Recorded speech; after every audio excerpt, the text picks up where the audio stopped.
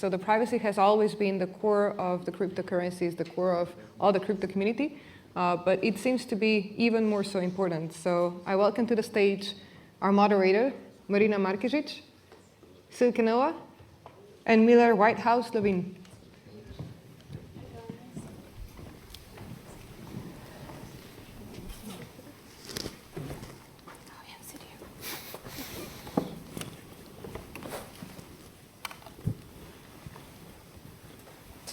Hi, everyone. I'm very, very happy to be able to moderate this panel today on privacy. It's been one of the most important topics this year, and there's been discussion on privacy on all the conferences, especially after the OFAC sanctioned Tornado Cash, smart contracts, and of course, we couldn't miss this topic here. And again, I'm very, very happy to have Silke with us and Miller Whitehouse-Levine with us to discuss those topics. They have been working on privacy and sanctions for years, and recently also been very, very active in all the activities related to, I would say, OFAC, but also in helping us understanding better what is happening, what is the consequence for our, I would say, community, and also help us understand better how to react. So as I said in the morning, what are the values and how to build a strategy to move forward. So I would start with Silke, which is a crypto lawyer and researcher. Silke has been working with many prominent projects, and she really advised a lot of, and she still advises a lot of DAOs, a lot of DeFi projects, and has a really good understanding of, I would say, decentralization, but also on sanctions. And of course, Miller Whitehouse-Levine, that is a policy director at DeFi Education Fund. I'm sure you heard about the DeFi Education Fund, if not before, for sure in the last few months, and has been very, very active in helping us again understand better what is happening with the OFAC sanctions, but also fighting against the misunderstanding that maybe some people in the community have about specific parts of, I would say, DeFi specifically. So starting with you, Silke, you once said that we need to focus on privacy to avoid a dystopian Black Mirror future.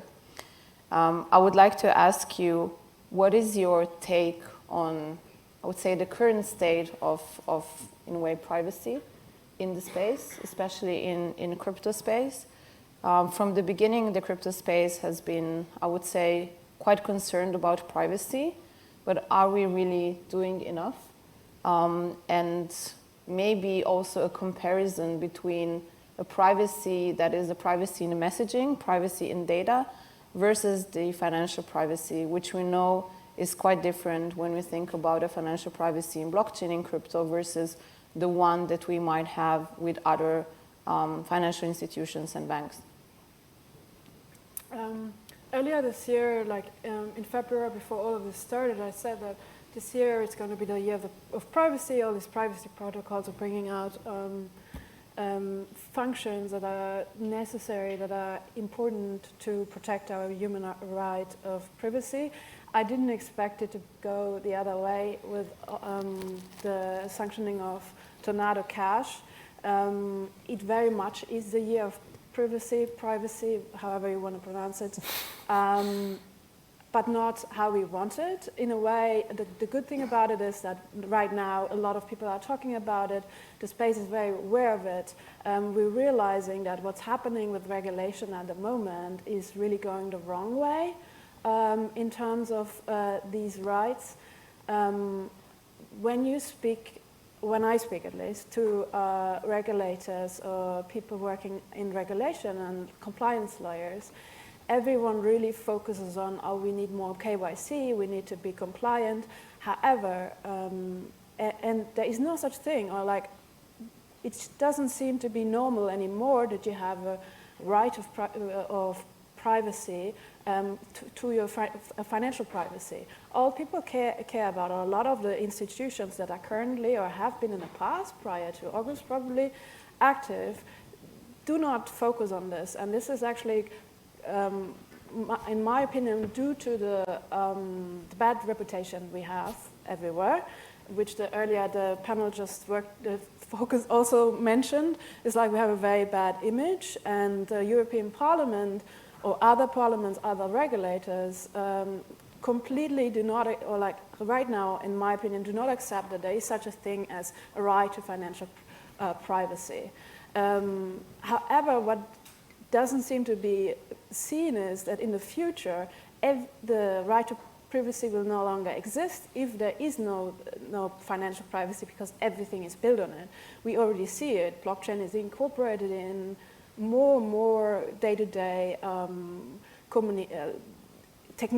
technological infrastructure, and that needs to change. So there needs to be an acknowledgement for financial privacy is normal privacy. We need to have it. No, not everyone needs to publish their bank statements. That's what we're doing with, the wallet address without privacy.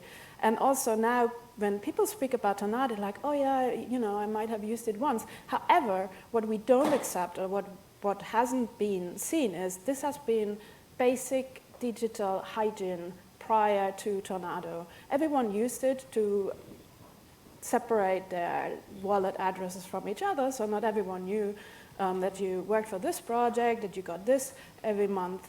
And why is this important? Also, we see this in Europe right now. Last Friday, I think actually on Monday, the Italian state, Italy now has a neo-fascist government. And what they did is they prohibited raves. They really just passed a law within a week that prohibits raves. But what this law also does is it allows wiretapping without any protection or legal recourse to this. We didn't expect this to happen, but for these kind of reasons, we need to be aware of that financial privacy is super, super important, and we need to fight for it. Yeah, I'll just add, I do completely agree with you. I think that there's a fundamental suspicion of privacy, period, among law enforcement and regulators. I think it's evidence in the Tornado Cash sanctioning. I think it's similar to many governments' attempt or desire to ban end-to-end encrypted communications. I think there's a real agita with respect to any privacy that people can enjoy.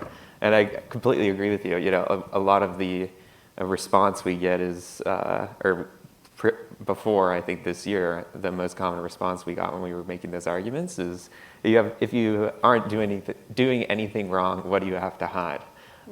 Which I think is a really misguided way to go about thinking about privacy, and I think one that can only be said by people who are in a position of extreme privilege, in that they think the state could never be used against them. I think that era is ending, or has ended, and people are waking up to it.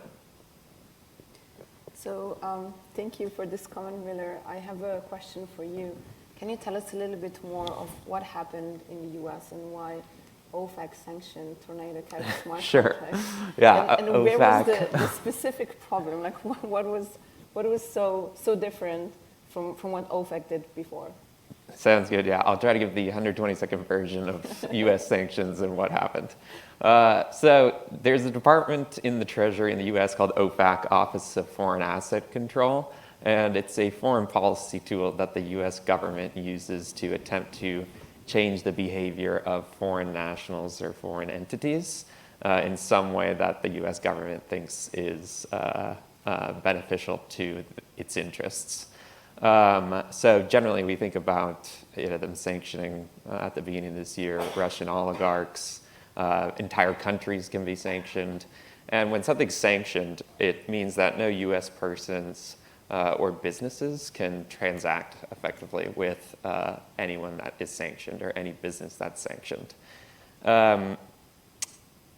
OFAC has used their sanctioning tools against mixers in the past.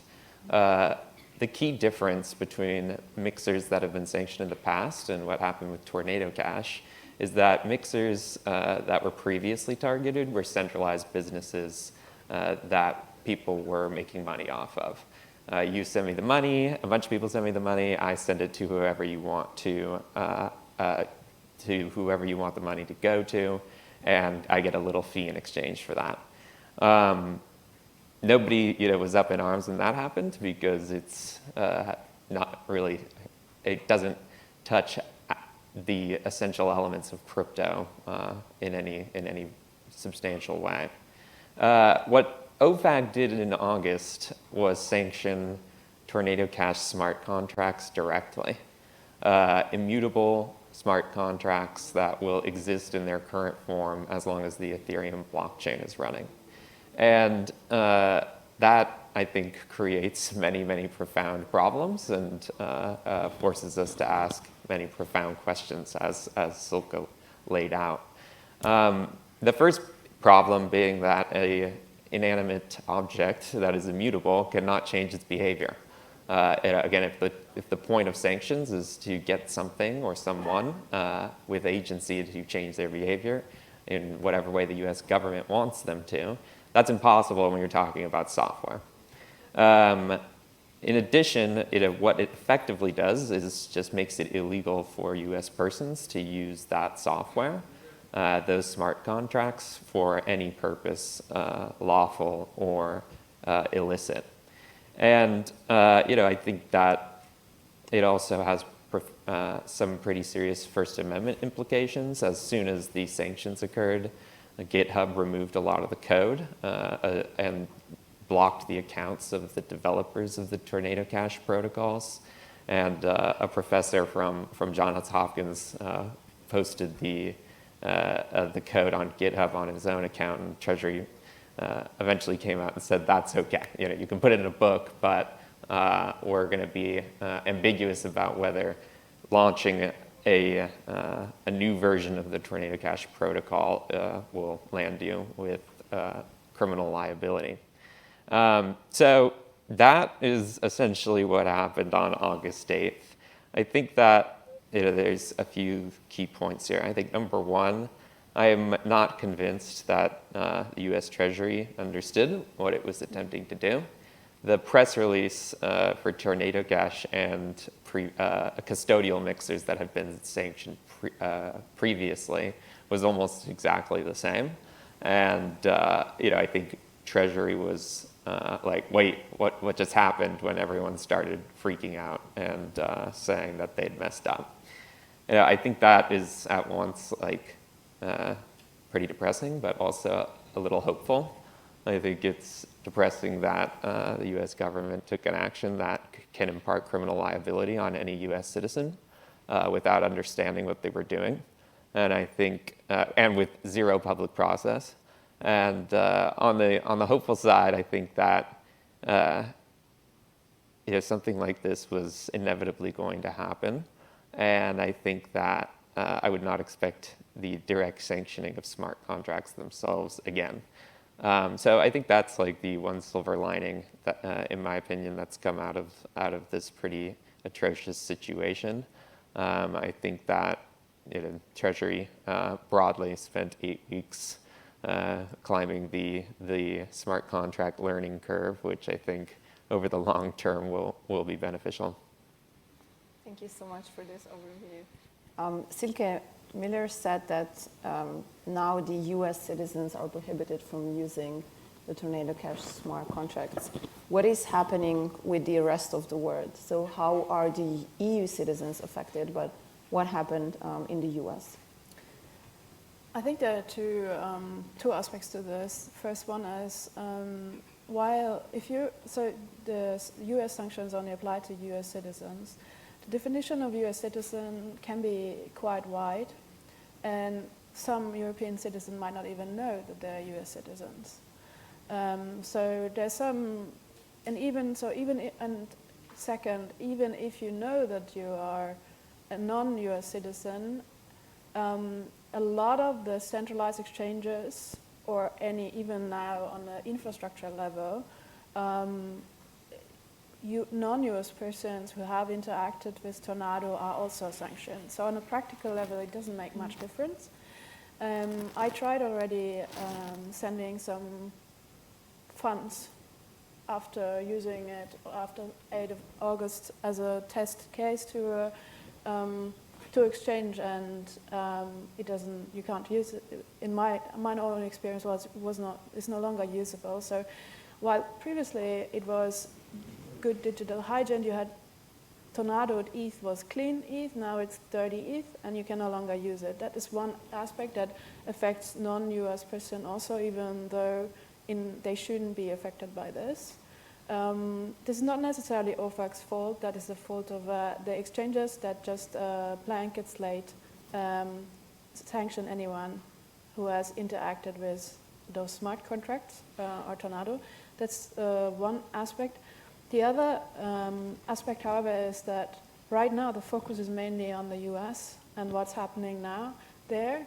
And as Milo just said, actually there is a silver lining out of this, which is that now it's unlikely to happen again, or this is what we think. They learned a lot about smart contracts.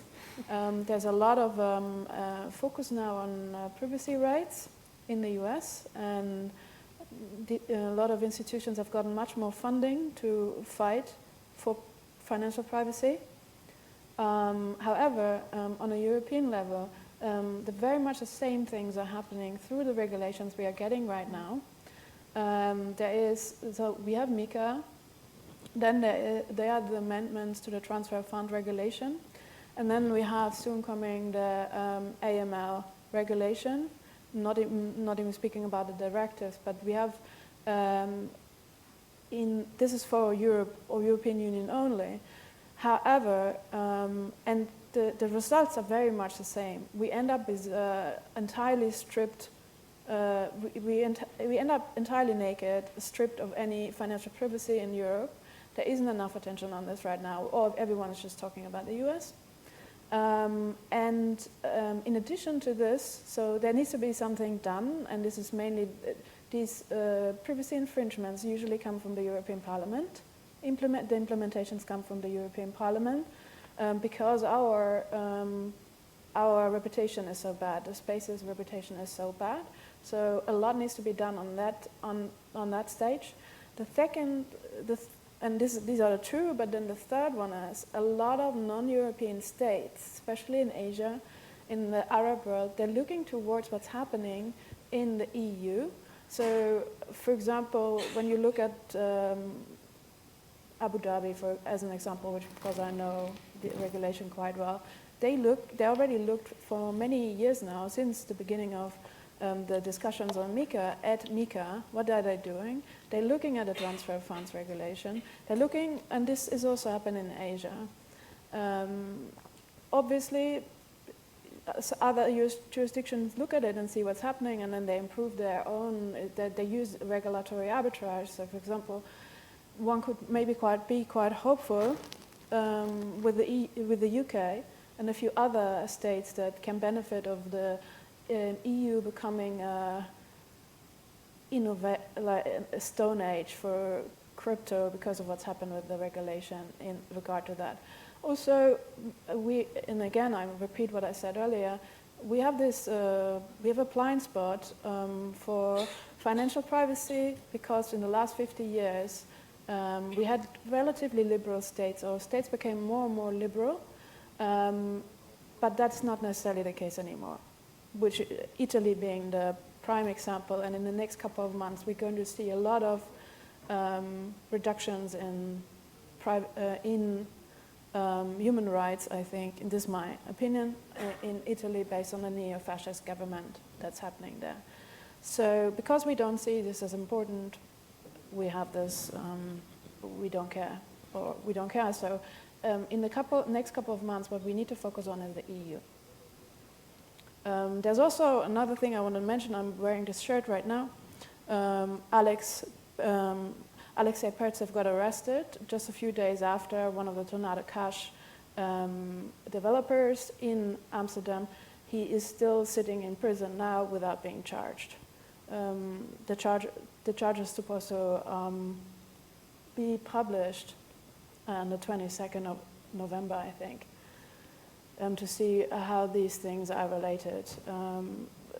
So in a way, in Europe, we actually are in a worse situation. And instead of talking about KYC implementations and how we can get more compliance over the space, we actually need to focus on how to change the entire KYC system to make this not be that Black Mirror future we are facing right now. So let's stop talking about the US. I completely agree with you on not talking about the US and also KYC. I think you have to think about when these whole systems were created. It's the early 70s. There's pre-internet, digital surveillance. What you can find out about people now compared to the 70s is just a totally different paradigm. And so I think that it really is the conversation to be had, is whether sacrificing financial privacy is on a societal level worth the trade-off at this point. And I think the other important point that people forget about the existing anti-money laundering regime is that it's like the least effective thing ever. The UN last estimated that the global AML CFT program is less than 1% effective at seizing illicit assets. And in the US alone, US financial institutions spend $300 billion on compliance. So I think that I, of course, completely agree with you. We're talking about fundamentally undermining, I think, the key innovation of decentralized networks on the altar of something that is 99% ineffective. I really love your comments about Europe, but also about this 70s ideas of AML compliance, because if we compare 70s to, I don't know, 2000s, 2010, there's already a lot of information that we can get about people on the internet, and it's mostly about data. It's not so much about financial information, as you mentioned, Silke. And what we have at the moment with, let's say, transfer of funds regulation or AML, the whole AML package in the EU, is that the service provider, the crypto as a service provider, they have the information that they're supposed to get through, of course, those laws if they want to be compliant, plus the public information that we have through crypto and through the blockchain. And this is something that has never happened before in history, and it's completely new. That's also why when we were discussing with regulators, we were trying to make them understand that there's so much information that they can get already only through the internet if they would know how to use it, or if they could be very efficient in tackle all these criminal activities. And we know that the criminal activities are happening and we want to fight against them. I think we all agree here, but I think there would need to be more time spent on understanding the specific elements of the blockchain. And we have seen this with OFAC, and maybe they're questioning understanding of smart contracts. So how can we do that? How can we prevent that another OFAC happens? And I know that, Miller, you have been, again, very active in this, in a way, strategy from what to do from what happened in August. And Coin Center has also sued OFAC over Tornado Cash. So can you comment a little bit on the strategy from the OFAC sanctioning Tornado Cash on? Yeah, so I think that the first element is litigation. So there are two cases right now that are suing Treasury over this action. There's a group of 5 individuals that Coinbase is funding a case against Treasury, which I very much appreciate, by the way. I think it sent a message that the largest US crypto business was backing a suit against Treasury over something where the facts are pretty terrible.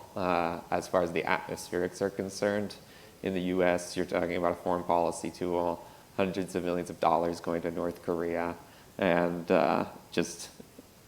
frankly, I think from a judge's perspective, there will be a lot of deference to the government, unfortunately. So I think that, who knows what's going to happen with litigation. It'll probably take several years, and I'm sure will be appealed all the way up.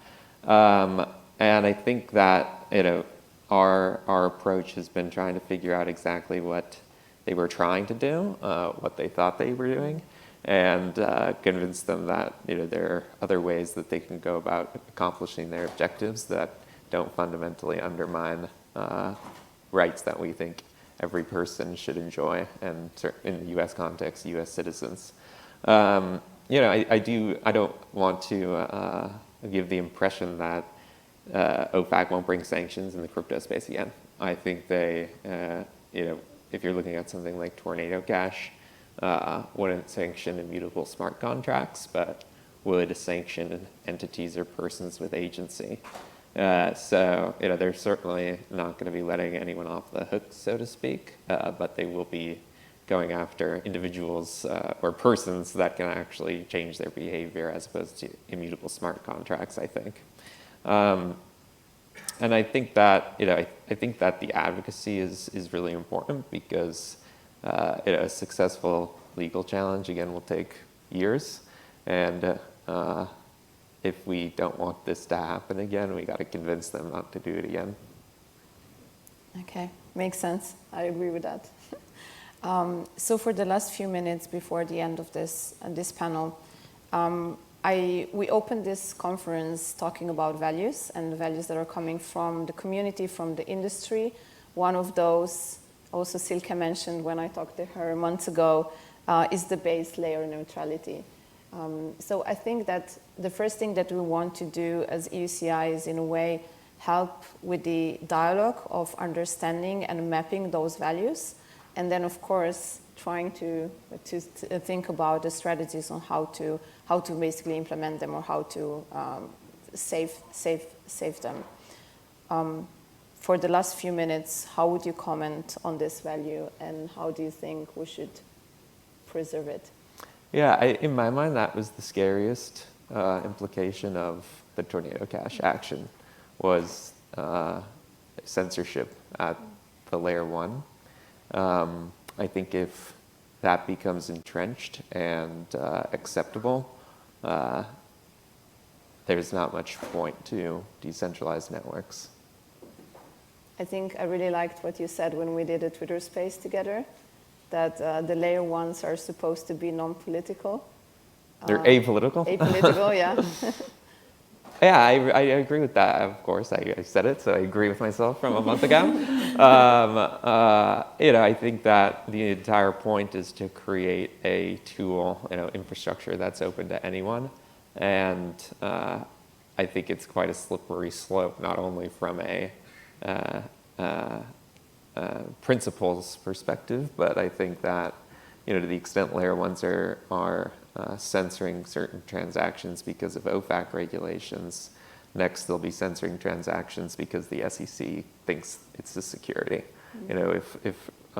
If validators, miners are financial intermediaries, we've recreated the traditional financial system, and there's no point in doing that.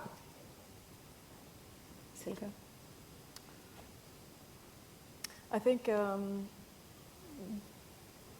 I agree with this, and obviously when you look at American sanctions, and now, layer 1s are going to EU sanctions, they see that also, then you also enforce EU sanctions, then, we also have some sanctions, China has sanctions, we all do this, you're going to break the system, so that needs to stop, and I think one way to stop that is there needs to be an understanding that it is not good to overreach in terms of regulation.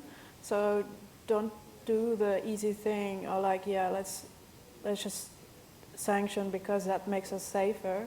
If you don't have to, because it has this really wide externality, which is basically destroying the system entirely. Just because you're like, oh yeah, let's just do it, it's the easy way. And that's what happens right now. It's very worrying. I do think the predicate issue here is hacks. It's no matter what, if things are getting hacked and $600 million is going to the North Koreans every quarter, it's not going to end well. The U.S. government, other governments are never going to accept that, and whether or not they agree with the principled arguments, at the end of the day, if again, at that scale, cash in or the US government views as hostile actors' pockets, it's game over, in my opinion. So the focus needs to be on people writing secure smart contracts without bugs. Was what was earlier in the panel before. Yeah, I completely agree with that. The focus needs to be on that, and then we have fewer problems. You can also see this, why it does seem to be the modus operandi of OFAC and the US regulators and also any regulator here. It's basically, you see the EUCI DAO matter, it's like this protocol was hacked too many times before, and they felt they had nothing else to do, they had to do something, and so that they did something really bad. But that's maybe quite unpopular opinion, but I think that we need to maybe as an industry be better or be more secure in what we write to prevent hacks, so the regulators leave us alone. That's a popular opinion over here. Silke Miller, thank you so much, and thank you everyone for listening. Thank you. Just before we go, apparently the topic is so interesting that we are asking you to stay just for one more question from the audience, if that's possible, if you agree. Well, we do have a mic here, so if anybody from the audience has a question for the panelists and the moderator, now's the time to shine. Or not? Okay. I have one if we have Go some for time. one more. So you started with the DAOs and EUCI DAO. What is the consequence of what happened with Tornado Cash to also this part of decentralization, so DAOs? I don't know if you have any thoughts on this.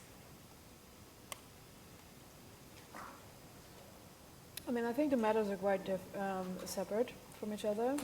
But one of the one of the consequences is the question on DAO compliance with the sanctions and how that should be done, especially if you have an unincorporated DAO.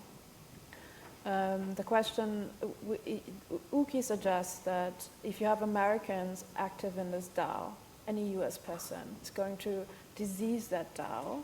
So you should get rid of all these Americans.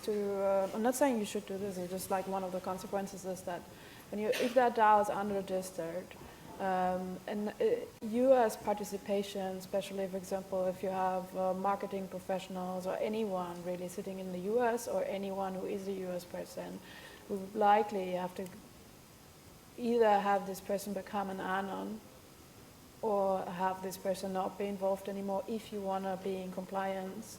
If you want to not be in non-compliance with the OFAC sanctions, or there is a risk, I think that's one of the comments I would make. Okay, thank you. Thank you, everyone. Thank you, Silke. Thank you, Miller.